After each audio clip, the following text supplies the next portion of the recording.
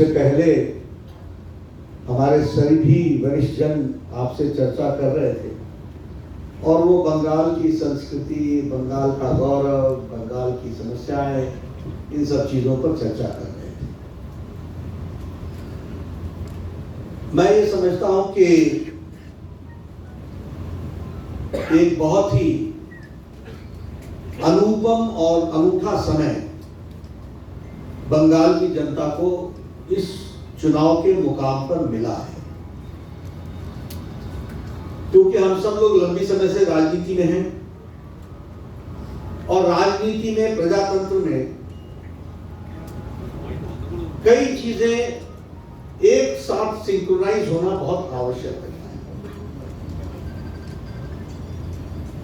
Sometimes आपके पास नेता होता है तो वातावरण नहीं होता, कभी आपके पास वातावरण होता है तो नेता नहीं होता,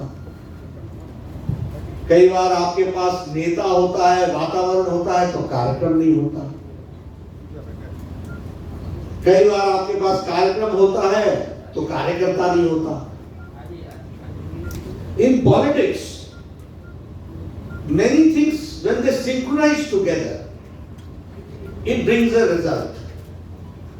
And I find that this time when we are going for election, BJP has got a leader, a program, a commitment full of workers and full of vigor to fight out and bring in order.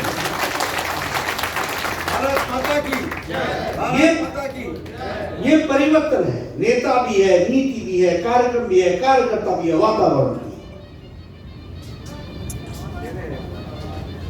ये हमारी खुशी में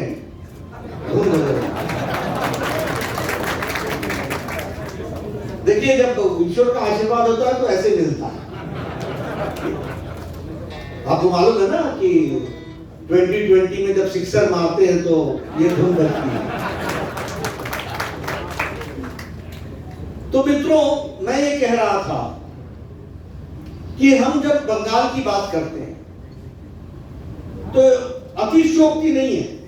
मैं आपके सामने बहुत frankly बताना चाहता हूं कि यह जाना गया है कि what Bengal thinks today, India thinks tomorrow. और ये कहने के लिए नहीं है। Social leaders, spiritual leaders, political leaders, freedom fighters, social reformers, ये सब बंगाल की धरती से निकले। लेकिन पिछले 30-40 साल के कालखंड में ये काल ग्रसित हो गया, इस पर एक काली छाया पड़ गई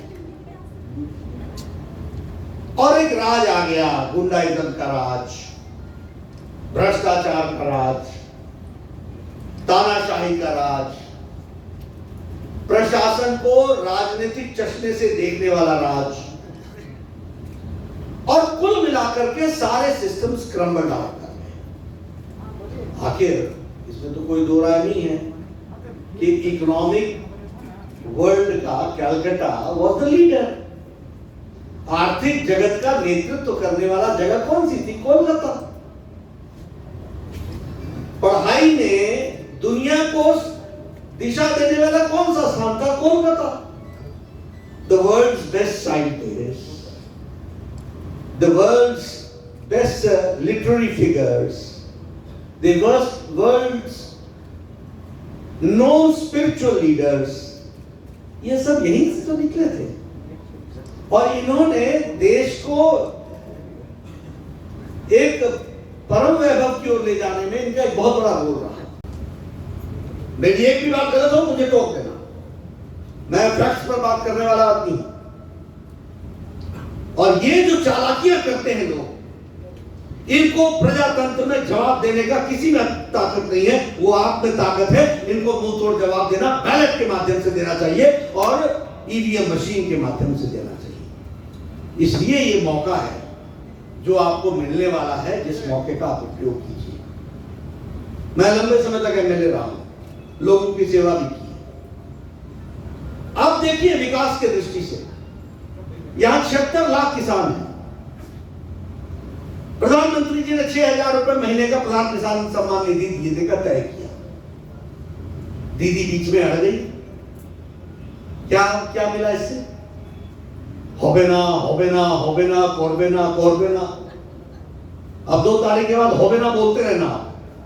पहली कैबिनेट में अगले किस्त भी देंगे और 18,000 बकाया भी देंगे। 76 लाख किसानों को हम पहुंचाएंगे। ये हम आपको बताएंगे। मैं स्वास्थ्य मंत्री था, मेरे ऊपर मोदी जी ने बहुत कृपा। दुनिया का सबसे बड़ा health care scheme, world's largest health care scheme, कितना? 50 crore people getting a health coverage per year per family 5 lakh rupees per family. और कितने लोग? 50 करोड़ लोग। 50 करोड़ का मतलब हुआ सारा अमेरिका, सारा कनाडा, सारा मेक्सिको, सब मिला लो तो मेरा आयुष्मान भारत बनता है। भारत का आयुष्मान भारत बनता है। हमने सब जगह किया। बंगाल में 4 करोड़ 34 लाख लोगों को ये लाभ मिलना था। कितना? 4 करोड़ 34 लाख। क्या हुआ?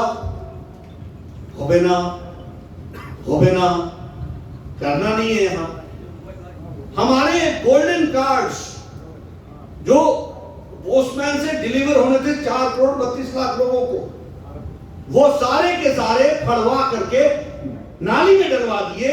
लेकिन यहां मोदी जी का कार्यक्रम नहीं होगा, ये इन्होंने तय किया। आप बताइए 2 तारीख को हमारी सरकार बनेगी, पहले कैबिनेट में फैसला लिया जाएगा और 4 करोड़ 32 लाख को आयुष्मान भारत से जोड़ दिया जाएगा। ये हम आपको बताएंगे। आपकी कैंडिडेट है, मैं विश्वास के साथ कह सकता हूं। आप बताइए मोदी जी ने कहा है कि नहीं कहा है कि हम जल जीवन मिशन में हर को टैप वाटर देंगे और शुद्ध टैप वाटर देंगे? तो क्या उससे आसनसोल वंचित रहेगा क्या? नहीं। लेकिन अगर बेईमान नेता आ जाएगा तो वंचित हो जाएगा। अगर ईमानदार नेता आएगा तो आपके घर तक पानी पहुंच जाएगा। इस बात को आपको ध्यान रखना। मैं ले रहा हूं, मुझे मालूम है गवर्नमेंट ऑफ इंडिया की स्कीम्स 1000 करोड़ की होती है। आप क्या बताइए ड्रेनेज प्रॉब्लम है कि नहीं? है कि नहीं? क्यों है? इसलिए है क्योंकि लीडरशिप वीक है। अगर लीडरशिप स्ट्रांग होती तो ये प्रॉब्लम आज नहीं होती। क्योंकि गवर्नमेंट ऑफ इंडिया इन सारे कामों के लिए बहुत पहले से पैसा दे रही है। Make the project. लेकिन कॉटमनी कॉटमनी कॉटमनी तो क्या करेंगे? ये तो कट कर देता है सारी चीज। इसलिए मित्रों मैं ये कहूंगा कि आपने, अब आप बताइए यहां यूथ को रोजगार मिलना चाहिए कि नहीं मिलना? एक्टिविटी होनी चाहिए कि नहीं होनी? महिलाओं को उनकी सुरक्षा होनी चाहिए कि नहीं होनी चाहिए? Is it not a fact that West Bengal has stopped giving the crime bureau report? Is it not a fact? कोई शर्म नहीं आती? Maximum number of domestic violence has increased by 35% in Bengal. Maximum number of acid attacks are in Bengal. Maximum number of human trafficking is in Bengal. Maximum number of unreported cases of महिला atrocities in Bengal.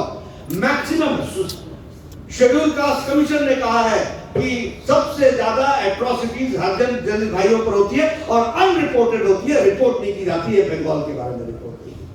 क्या ऐसी सरकार हम चाहते हैं? और ये सब करने के बाद गुस्सा आता है। दीदी को गुस्सा आता है। काहे का गुस्सा आता है? गुस्सा तो बंगाल की जनता को आना चाहिए। उन्होंने तो जिस तरीके का शासन चलाया, सारी व्यवस्थाएं क्रम्बल डाउन कर दिए, टूट गई है, ध्वस्त हो गई है। और इसीलिए मैं आपसे निवेदन करने आया हूं, अगर हमने युवाओं का विकास करना है, महिलाओं को सुरक्षा देनी है, किसानों का ख्याल रखना है, 1 लाख करोड़ रुपए बताइए आत्मनिर्भर भारत में प्रधानमंत्री जी ने किसानों के लिए रखा है कि नहीं रखा है? जिसका फैसला किसान करेगा, उसने वेयर हाउस बनाना है, उसने कोल्ड स्टोरेज बनाना है, उसने रोड बनानी है, उसने मंडी बनानी है, उसने मार्केट इंटरवेंशन स्कीम बनानी है, सब उसके ऊपर छोड़ा है। इससे ज्यादा रिफॉर्म्स आ सकता है क्या? आप इसका लाभ उठाना है कि नहीं उठाना है? कि इसके बीच में टीएमसी के कार्यकर्ता खड़े करने हैं, कमीशन, सिंडिकेट?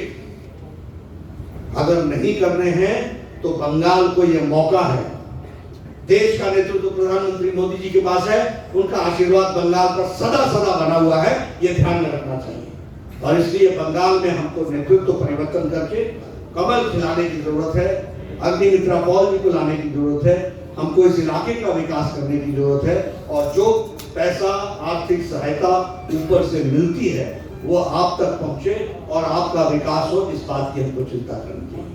मैं स्वास्थ्य मंत्री था, मुझे कहना अच्छा नहीं लगता है। 2018 और 19 में, 18 और 17 में dengue cases were not reported. Blank, west Bengal blank blank, क्या मिलता है? अरे मैं भारत का स्वास्थ्य मंत्री था, मैं दवाई देने के लिए तैयार था, डॉक्टर देने के लिए तैयार था, टीम भेजने के लिए तैयार था। कोरोना में हम लोगों ने सेंट्रल टीम भेजी कि नहीं भेजी? क्या कहा? सेंट्रल गेस्ट हाउस में जाकर के टूरिस्ट की तरह रहो, लेकिन कोरोना रिपोर्ट मत करो। क्या बंगाल के लोगों की जिंदगी इतनी सस्ती बना दी आपने? उनको बचाना हमारी जिम्मेवारी नहीं है क्या? उनको सुरक्षा देना, उनको स्वास्थ्य की सेवा देना यह आवश्यक नहीं है क्या? लेकिन क्या यह सच्चाई नहीं है कि हमने सेंट्रल टीम भेजी और इन्होंने रेस्ट हाउस में उनको कैद कर लिया और उनको कोई काम नहीं करने दिया, हॉस्पिटल जाने नहीं दिया? ये सच्चाई नहीं है क्या? क्या यह सच्चाई नहीं है कि डेंगू के केसेस रिपोर्ट नहीं किया आपने और डॉक्टरों को धमकाया? रिपोर्ट कर देना, खबरदार जो रिपोर्ट कर आपने कहा, बेचारों की डेथ हो गई, अनरिपोर्टेड डेथ हो गई। क्या बना दिया बंगाल का?